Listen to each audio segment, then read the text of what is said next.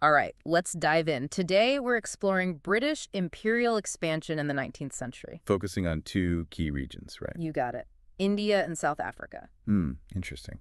We're talking power struggles, cultural clashes. And those pivotal moments that reshape the world. Absolutely. It's going to be a fascinating journey, that's for sure. I think so, too, yeah. I've been going through these sources, articles, historical accounts. You even found some personal letters, didn't you? I did.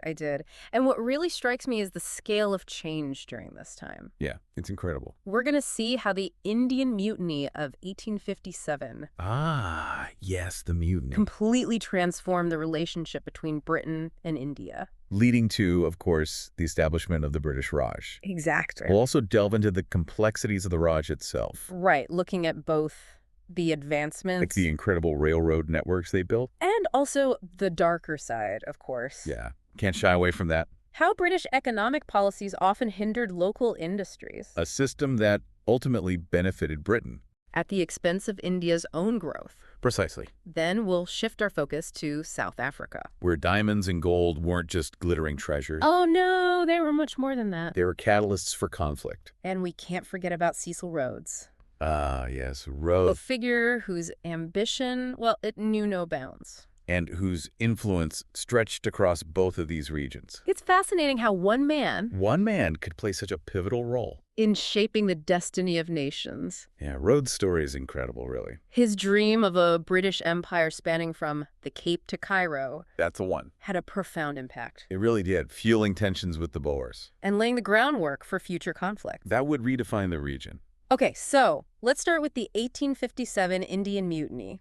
All right, the mutiny. This event feels like a real turning point, wouldn't you say? Oh, absolutely. A major turning point. What were the key factors that led to this uprising? Well, the mutiny was a culmination of simmering resentment Years of it seems. and a series of events that, well, ignited a powder keg. Can you say that again?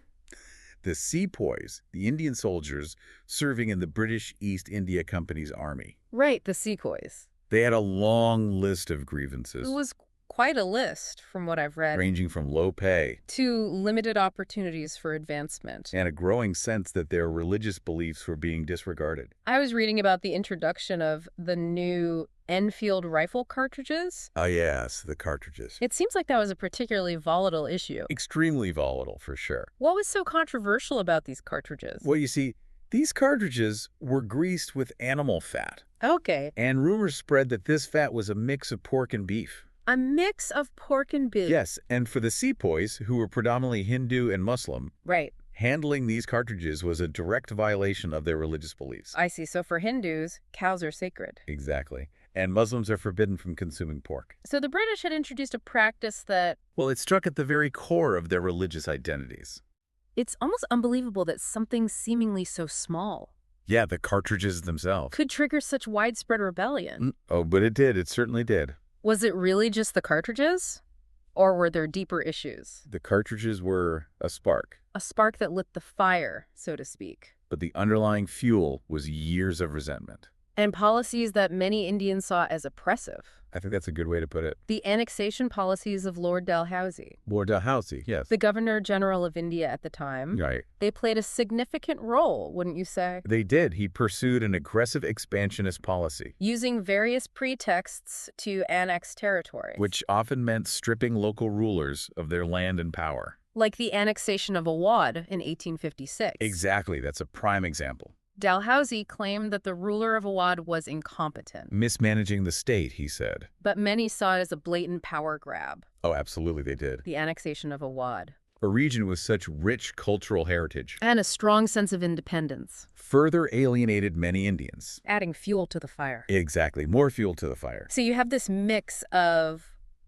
religious and political grievances, And then the cartridge controversy comes along, igniting it all. like a match to tinder. What happened when the mutiny broke out? Well, the mutiny started with a small group of sepoys refusing to use the new cartridges. A small act of defiance. But it spread like wildfire across northern India.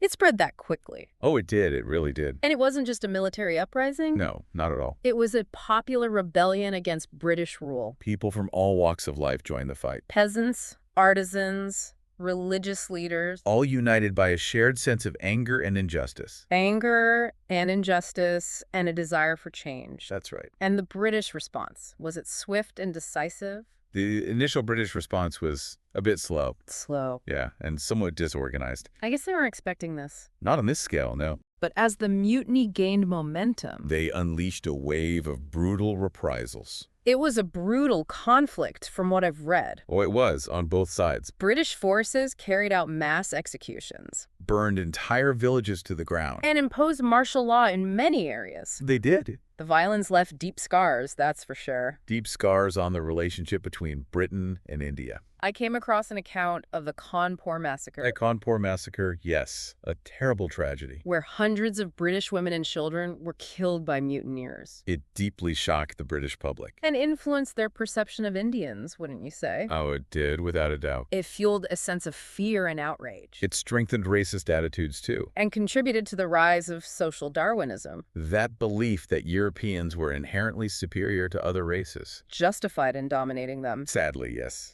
And that ideology had long-lasting consequences. Shaping British colonial policies for decades to come. So this brutal conflict had a ripple effect. It wasn't just contained to India. It also changed how the British viewed themselves. And their role in the world.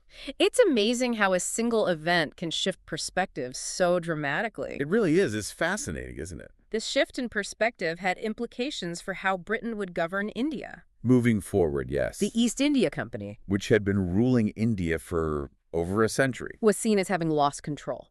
They simply couldn't maintain order. And that's where the British Raj comes in. Precisely. The transition to direct British rule. That's right. The mutiny marked the end of company rule in India. The British government stepped in, determined to assert its control. Prevent future uprisings. They dissolved the East India Company, And established direct British rule in 1858.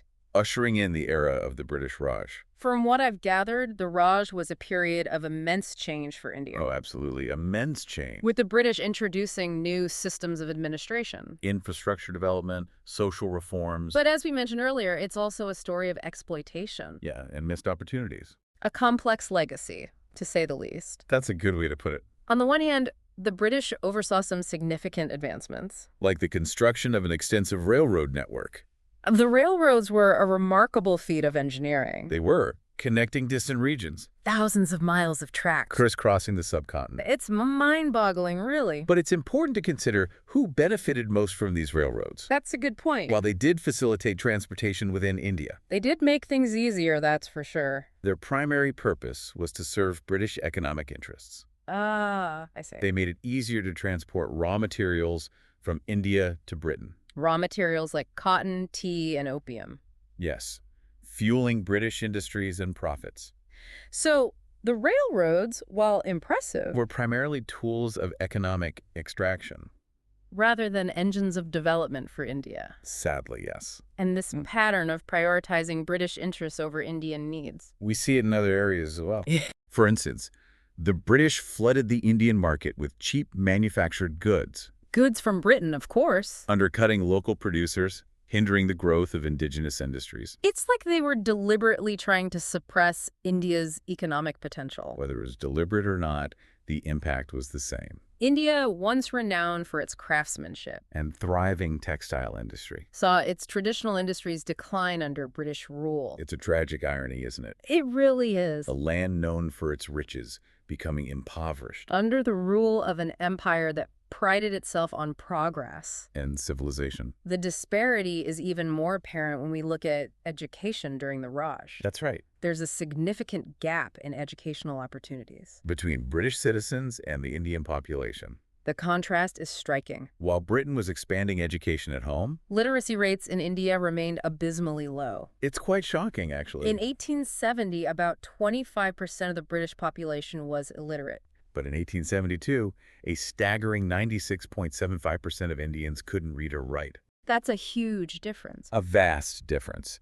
And this lack of access to basic education. It had lasting consequences, limiting social mobility, perpetuating inequalities. Hindering India's overall development. So we see this pattern emerging: Don't we? infrastructure development that primarily benefits British interests. Economic policies that stifle Indian industries. And limited educational opportunities for the vast majority of Indians. It paints a rather bleak picture of the Raj. It does. It really does. But it's a complex picture, with both light and shadow. That's a good way to put it. The British did introduce some positive reforms. They did modernize certain aspects of Indian society. However, these advancements often came at a high cost. And the underlying system was inherently unequal. Designed to maintain British control and extract resources. Progress for one nation often comes at the expense of another. A sad truth, but a truth nonetheless. This brings us to British imperial ambitions in a completely different region. South Africa. A region where diamonds and gold would ignite a different kind of drama. Oh, yes, that's a story for another time. And that's a story we'll dive into in the next part of our deep dive. I'm looking forward to it. I am too. We just explored the complexities of the British Raj in India. The advancements, the exploitation. The lasting impact of the 1857 mutiny. It's a fascinating story. It really is. Now, to South Africa. As promised, A place where diamonds and gold weren't just sought-after treasures. but catalysts for a whole different kind of drama. You mentioned earlier that the discovery of diamonds in South Africa Oh, yes. was a pivotal moment. It was. Can you set the scene for us? Imagine, it's 1867, 1867, okay. near the town of Kimberley, 1867, okay. in what's now the Northern Cape province of South Africa. All right. A shimmering discovery is made. Diamonds. Diamonds, yes. Not just any diamonds. Right. Some of the finest the world had ever seen. Wow. This discovery ignited a diamond rush, I bet. attracting fortune seekers from all over. All hoping to strike it rich. Of course. So it was a real-life gold rush. But with diamonds. I can only imagine the chaos. Oh, it was chaotic. And the excitement. It was a scene straight out of a Wild West novel. But instead of saloons, And cowboys. you had makeshift mining camps. Endless digging. The constant clinking of picks against rock. And amidst this chaotic landscape. Arrives a young, Vicious. ready to make his mark. I'm picturing a young, wide-eyed Rhodes. Eager to stake his claim. How did he rise above the masses? To become such a dominant force in the diamond industry. Exactly. Rhodes was a brilliant strategist Okay. and businessman. But he was also ruthless Ruthless. and cunning. Interesting combination. He didn't just dig for diamonds. He understood the power of consolidation. And control. Exactly. So he started buying up claims. From struggling miners And then merging smaller mines. into larger, more efficient operations. So he had a vision. He did. And the drive to execute it. He saw the bigger picture, while others were focused on the sparkle of individual diamonds. That's right. And this all culminated in the formation of De Beers Consolidated Mines Limited, In 1888, giving Rhodes a monopoly over the South African diamond trade. making him one of the wealthiest men in the world. It's amazing how he built this empire. It is. From what I've read, diamonds weren't enough for Rhodes. Oh, no, not at all. He had a much grander vision. He did, a much grander vision. Right. His ultimate ambition, Tell me. to create a British empire That stretch. from Cape Town in South Africa. All the way to Cairo in Egypt. The infamous Cape to Cairo dream. Your Cape to Cairo dream. He believed that British control over this vast continent, was essential for maintaining British dominance in the world. it was, in his mind, So he saw the potential for British expansion. far beyond those diamond fields. How did this vision influence his actions in South Africa? It fueled his drive I see. to expand British territory northwards. Northwards. He recognized that achieving this goal would require more than just economic power. It would require Political influence and territorial control And the British government, was often on board with this. they supported his vision of expansion. Rhodes was a master manipulator. Okay. He had powerful allies within the British government I see. who shared his imperial ambitions. They saw the value in his vision. The strategic and economic value, Exactly. and often turned a blind eye to his more ruthless methods. They did. This support allowed him to use his wealth and influence, To advance British interests, often at the expense of the indigenous populations. and the Boers. Of course, The Boers. they weren't exactly thrilled Yeah. with the idea of British expansion. They weren't. They had established their own independent republics. Right, in South Africa. The Orange Free State Okay. and the South African Republic, also known as the Transvaal. The Transvaal. They had their own aspirations for independence. And self-governance. They did And they saw British expansion. as a direct threat to their way of life. So a clash of ambitions, And Rhodes and the British government pushing for expansion, the board? determined to protect their independence. It was a volatile situation. As the British-controlled Cape Colony began pushing northwards, Throughout the 1870s, annexing territory, expanding their sphere of influence, tensions with the Boers escalated. they did. Can you give us some specific examples? Of how this British expansion unfolded. Yeah, I'm curious. One of the key early annexations was West Griqualand West Griqualand. in 1871, Okay. the very region where those diamonds were discovered. Ah, right. This area was originally inhabited by the Griqua people, The Griqua people. a mixed-race group who had their own system of governance. Interesting. But the discovery of diamonds changed everything. Of course, the diamonds. It triggered a land rush, I bet. legal disputes over ownership, And ultimately, British intervention. yeah, so the diamonds that brought wealth and opportunity, Also brought conflict. and the loss of independence for the Griqua people. It highlights the complex legacy of colonialism, It does. the intertwining of economic opportunity, Power struggles. and the displacement of indigenous populations. And this pattern repeated itself. In other regions as well. Right. Shortly after West Griqualand, Yes. the British annexed East Griqualand East Griqualand. in 1874, Okay. displacing the Xhosa people. Who had long called this region home. Then, in 1868, they annexed Basutoland, Basutoland, modern-day Lesotho. displacing the indigenous Khoikhoi and Sotho people, Each annexation expanding British territorial control. fueling resentment among those who were displaced It seems like they were encountering resistance. every step of the way. They were. And the most significant resistance came from the Boers. Of course, the Boers. They saw British expansion as an encroachment on their land their way of life. and their right to self-determination. Hmm. The Boers were skilled marksmen, Okay. hardened by years of frontier life. Fiercely independent. They were not going to surrender their autonomy, Without a fight. that's for sure. So, the stage was set for a showdown. The British, driven by imperial ambitions, and economic interests. and the Boers, fiercely defending their independence. How would this clash of wills play out? It's a fascinating question. The first major confrontation came in 1877, 1877. when Britain, taking advantage of the Boers' vulnerability, Due to ongoing conflicts with the Zulus and Paytas, annexed the Transvaal. the Transvaal. It seemed like a strategic victory for the British. Yeah. It was a move that would have unintended consequences. It sounds like the British underestimated the Boers' resolve. They did, Initially, the Boers were forced to accept British rule. but they never truly surrendered their desire for independence. I see. When the British defeated the Zulus, In the Anglo-Zulu War of 1879. the Boers saw an opportunity. An opportunity. Emboldened by the British victory, Sensing weakness. they rose up in rebellion, determined to reclaim their independence. This rebellion must have been significant It was a turning point. if it managed to push back against the might of the British Empire The Boers, using their superior knowledge of the terrain, and their skills in guerrilla warfare. inflicted a humiliating defeat on the British At the Battle of Majuba Hill, in 1881. a David and Goliath scenario playing out in the heart of South Africa. What was the British response? Did they retreat? Reconsider their expansionist ambitions. What happened? The defeat at Majuba Hill sent shockwaves through the British Empire. I bet it did. They had been humbled by a force they considered inferior. It forced them to reconsider their approach, It did, the British government. recognizing the high cost of maintaining control over a hostile population. Decided to negotiate. They did. So did the Boers win back their independence? They did, at least partially. Partially. The British signed the Pretoria Convention in 1881, The Pretoria Convention. which recognized the Transvaal's self-government, Oh. albeit under British suzerainty. Suzerainty. What's that? It's a subtle but crucial distinction. Okay.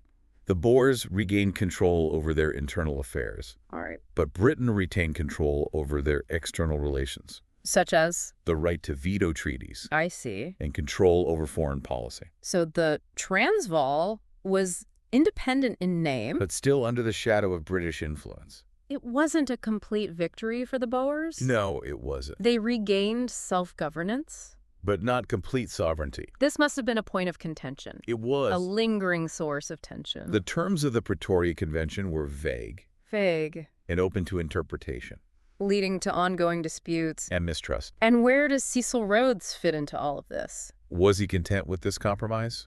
I'm guessing not.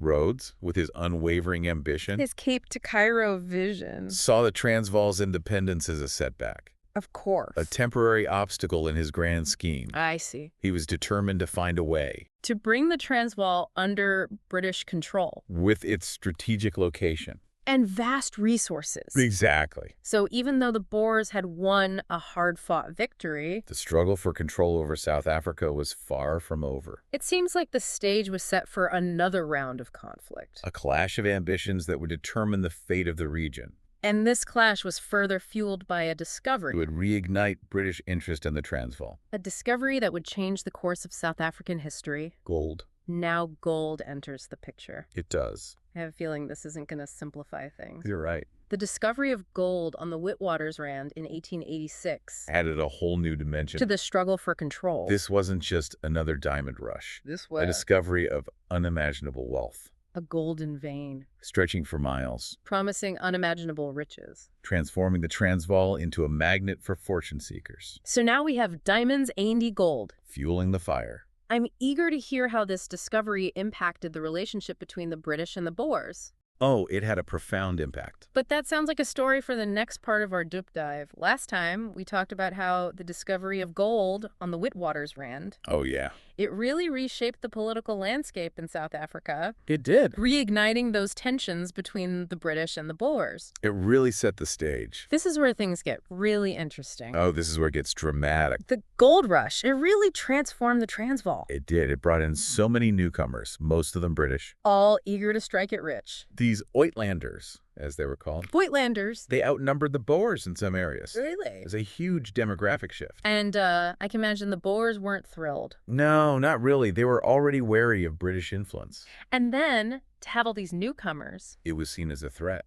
a threat to their way of life, Exactly. They feared it would erode Boer culture. and potentially lead to British annexation. That was the big fear. President Paul Kruger, he led the Boers, right, He did. And he was determined to maintain control. of their republic. And their way of life, absolutely. I read that Kruger implemented policies Oh, yes, he did. to marginalize the Uitlanders. He wanted to limit their influence. So he denied them voting rights, Yes, and impose heavy taxes on the mining industry. making it difficult for them to get citizenship. It was a way to protect Boer interests. But it also created resentment, I imagine. Oh, he did, and that's where Cecil Rhodes saw an opportunity. Rhodes, always thinking ahead. He saw the Uitlander grievances as a way to further his own agenda. So it's not just about gold anymore. No, it becomes about control, about Yeah. advancing his vision of a British-controlled Africa. That Cape to Cairo dream. Exactly. Did he have a plan? He did, and it was a risky one. I bet. Rhodes orchestrated a plot to overthrow the Boer government in the Transvaal. He was going to use the Uitlander unrest as justification. Exactly. He envisioned a swift military action Like a coup d'etat. to install a pro-British government. And pave the way for annexation. That was the goal. Wow, he was playing a dangerous game. It was a high-stakes gamble, for sure. Tell me about this plan. Well, it involved a secret army, A secret army. led by his close associate Leander Starr Jameson, Jameson, okay. known for his daring raids and military exploits. So what was the plan exactly? Jameson's force, about 500 men, 500 men, okay. would cross the border from Bechuanaland into the Transvaal, To march on Johannesburg. the heart of the gold fields. What were they hoping to achieve? Rhodes believed that Jameson's arrival would trigger an uprising. An uprising among the Uitlanders. They would join forces with Jameson. And overthrow Kruger's government. That was the hope. It sounds like a very bold strategy. It was bold, but also reckless. So what happened? It was a disaster right from the start. A disaster. Jameson's force crossed the border in December of 1895. Okay. But the anticipated Uitlander uprising, well, it never materialized. The Uitlanders didn't rise up. They were unhappy with Kruger's policies. They weren't ready to take up arms. They didn't want to risk their livelihoods. Ex- So the first part of the plan failed. It did. What about Jameson and his men? They didn't fare much better. What happened? The Boers, they were alerted to the raid. So they knew they were coming. They mobilized their commandos, Commandos. highly mobile and skilled units of mounted riflemen. That's formidable. They intercepted Jameson's force near Krugersdorp Krugersdorp. and quickly surrounded them. So Jameson and his men were trapped. Outnumbered, outmaneuvered, and lacking local support They were forced to surrender. after a brief but intense battle. Jameson raid, a humiliating failure. I can imagine the headlines. What were the repercussions? Well, it had the opposite effect of what Rhodes intended. The opposite effect. It backfired spectacularly. How so? It united the Boers against a common enemy. The British. It fueled your suspicions about British intentions, They saw it as an act of aggression, orchestrated by someone within the British establishment, confirming their worst fears. about British designs on their republic. So it strengthened Kruger's position. It did. He became a Boer hero, A defiant leader standing up to British imperialism. and it strengthened their resolve to resist. Resist any further British encroachment. Absolutely. What about the British government? How did they respond? They were deeply embarrassed by the raid. I bet. They had publicly denied any involvement. They were forced to distance themselves from Rhodes, Rhodes was censured. but the damage was done. The raid had poisoned relations between the British and the Boers. A peaceful resolution seemed increasingly unlikely. The Jameson raid was a turning point then. It was a catalyst for further conflict. War seemed almost inevitable. It did. The Boers, fearing further aggression, Started arming themselves. they knew another clash was coming. They imported modern rifles and artillery. Strengthened their defenses. They were preparing. And the British, While they underestimated the Boers, again, their military capability. then their determination. They didn't take significant steps to prepare. Another miscalculation. A costly one. In October of 1899, After months of rising tensions, and failed negotiations. the Second Boer War broke out. The Second Boer War. A conflict that would define a generation. What was it like? It was brutal and costly. For both sides. Yes, the Boers, Yeah. using their skills in guerrilla warfare, And their knowledge of the terrain. inflicted heavy casualties on the British The British were used to fighting conventional wars, against less mobile opponents. so they were in for a rude awakening. They were. The war dragged on for 3 years, 3 years. longer and bloodier than anyone anticipated. The British eventually adapted their tactics, though. They did, but they employed scorched earth policies, Burning Boer farms. herding their families into concentration camps. Oh, break their will. Those concentration camps were a dark chapter. A terrible tragedy. The conditions were horrific, Overcrowding, poor sanitation, inadequate food. leading to disease and death. Thousands perished. A tragic legacy of the war, So a brutal conflict. with atrocities committed on both sides. How did it finally end? The Boers, facing overwhelming odds, And dwindling resources. surrendered in 1902, The Treaty of Vereeniging officially ended the war. bringing the Boer republics under British control, So, Rhodes achieved his goal. although he didn't live to see it. He died in 1902. Just months before the war ended, What a complex legacy, he shaped the destiny of South Africa. but at a tremendous human cost. It's a reminder that even the most ambitious dreams Can have unintended consequences. and the pursuit of power often comes at a high price. Well, we've covered a lot of ground today. From the Indian Mutiny to the British Raj and the Second Boer War, It's been a fascinating journey. exploring these pivotal moments in history. We've seen how individual ambitions Greed and beliefs, can shape the course of events. and how interconnected these events can be. Thank you for joining us on this deep dive. It's been a pleasure exploring these topics with you, We encourage you to continue learning. and to consider the lessons we can learn from history. Until next time.